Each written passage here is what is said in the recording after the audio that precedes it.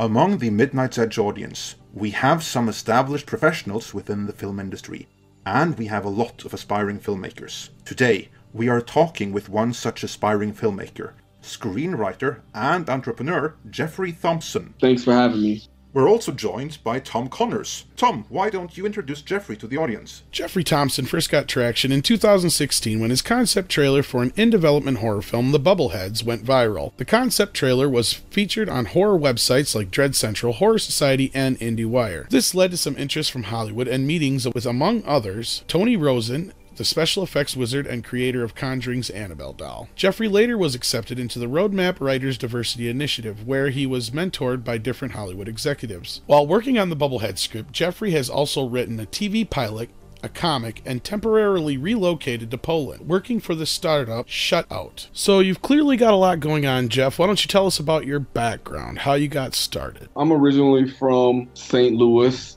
I use movies as a way to cope because I'm the only boy. You know, I got 3 older sisters. I'm the youngest. So movies were my best friends in a lot of ways, and they helped form my creativity. The movie that really changed me was Terminator 2: Judgment Day. My father took me to see that when I was a child, and it really changed my life forever. From then on, I, learned more and more about storytelling.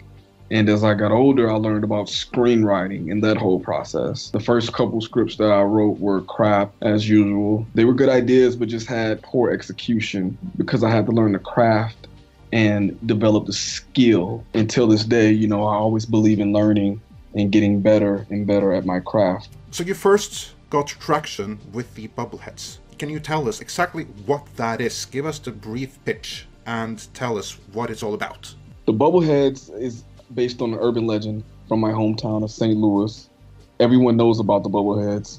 The legend has it that if you go down near their home, that there's this family of cannibals that would kidnap you and eat you. At least that's what everyone says. So they claim that this has been happening for years, that everyone that has went down there has came up missing. And there's different stories about how they started. One story is that they started from government experiments. Another story is that they, became disfigured because of inbreeding through the years. I think it's just an interesting story. In the film itself, there's some contemporary things that, everyone will identify with, because there's a guy who's an anarchist. His name is Todd. He's the main character. He's black, and he's with the anarchist group called Disobey. And after an altercation with the police, he becomes a fugitive. He's trying to prove his innocence, and at the same time, while trying to prove his innocence, and he's on the run, he comes across the family of the Bubbleheads. So he sort of has to, fight his way out. So the story started out with an actual urban legend, and things were set in motion by a concept trailer. Can you tell us a bit about how all of that came about? I always thought to myself, what if this was made into a horror film? This could be, sort of based on an urban legend. It already has an audience built in, so to speak. So I decided to shoot a concept trailer on my iPhone.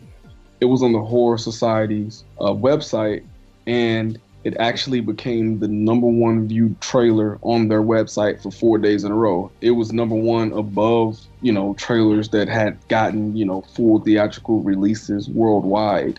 And it got some positive feedback from, several different people. Then I actually co-wrote the script with a writing partner, and that got positive feedback. And now I'm at the phase where I'm just rewriting it according to the notes that was given to me by, a couple executives. Can you tell us how you have gone about trying to actually make this movie? Because that, I think, is going to be of great interest to the many aspiring filmmakers that we have in the audience. The main route that I've been going is, I guess you can call it traditionalist route. Meeting with managers, networking with people who are connected to financiers and producers that have, read the script, but 3 specific companies that have given me some feedback, and they do want to see another draft of the script before, we proceed forward and decide which direction we may take. But obviously in the movie industry, things, they just take time to manifest. And, one executive may like it, then that executive may get fired. And then the next executive that comes in after that one may not like it as such. So I would say that it's hard to get this film. It's not only this film, but it's hard to get any film made But with the recent success of a movie like Get Out, I think that's, opened up a couple doors for a Black filmmaker like myself. So I'm very positive on my future prospects and future projects as a whole. Well, what may help the movie is that it does have some level of social commentary, which is especially relevant to the times we're living in now, doesn't it? Yes, there's definitely a lot of social commentary, dealing with the police, dealing with the marching and the protests. And for the audience out there listening, I'm not bashing one side or the other. I won't attack the left. I won't attack the right. I just want to make a good, compelling story. So it's telling a story from both sides. You see the police perspective, you see the anarchist groups, the marching and the protesting perspective. But that's just something that I managed to interweave into a horror story because I didn't want to tell the same old tired horror film over and over and over, especially dealing with slashers. Yeah, it's very similar to what's done with sci-fi a lot of the time, yeah. Yeah, exactly. There you go. We'll be following the progress of the Bubbleheads with anticipation, but you also wrote comics. Tell us about that. Yeah, the first comic I wrote was actually called Diaries of Invasion. I wrote it back in, I want to say, back in 2013. It got some pretty good reviews. IGN rated it an A-, so that was, pretty good. It's actually science fiction. I do plan on rebranding it sometime in the near future, and I do plan on adapting a script based on it because I think it could be a great science fiction fantasy type of franchise. I think it could be, something in the realm of, not saying that it, can make $1 billion, but I think it could be a great science fiction franchise like Star Wars, etc. Because there's so much going on. There's so many different interplanetary things happening. And, it's just something that gave me excitement. I was inspired by, tons of different science fiction when I wrote it. So be on the lookout for that in the future. In a nutshell, what is the basic concept? Well, there's a guy who awakens in the future only to find out that he's actually on an alien ship, and the alien race on that ship, they want to come back to Earth for revenge for what happened to them years ago, because when they first landed on Earth, they came in peace. But human civilization, obviously they feared what they didn't understand, and they started a war with them. So they've come back for revenge, so to speak. So that's just like the foundation of the story. And then obviously it branches out to something much more deeper. Is there any other writing projects you have right now, or YouTube channels or anything like that? I'm working on a TV pilot called Pensions. I'm working on it with one of my old former university professors. Pensions can be described as Breaking Bad meets Query meets True Detective.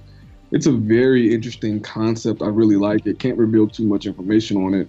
And actually, it was suggested by a manager in Hollywood that I get a TV pilot under my belt. So that's pretty much why I'm writing this. And I'm actually falling in love with it. And I think it's something that you guys could probably watch on Netflix or AMC. Do you have any time frame for when we might see it on Netflix or AMC? Honestly, the sooner we get these multiple drafts into working shape, a lot of people are interested in this specific project, I think it could be within the next, I want to say 12 to 18 months. Seriously.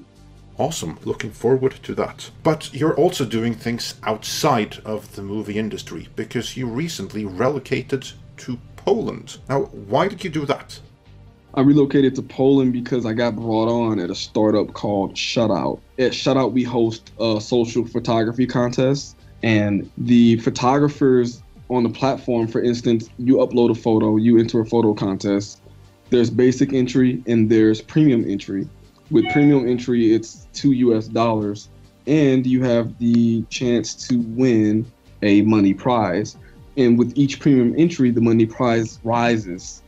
So it could, rise to as high as however many people enter, and the winner with the premium entry gets the money prize. So the slogan is, good photos are worth more than likes at Shuttout. We were featured in Forbes Poland edition, and we got an angel investor from Poland on board, and we're doing our public launch on April the 4th. Right now we're in our beta phase, but you guys can still sign up during the beta phase. Right now you'll have a link for the audience to sign up and start uploading photos.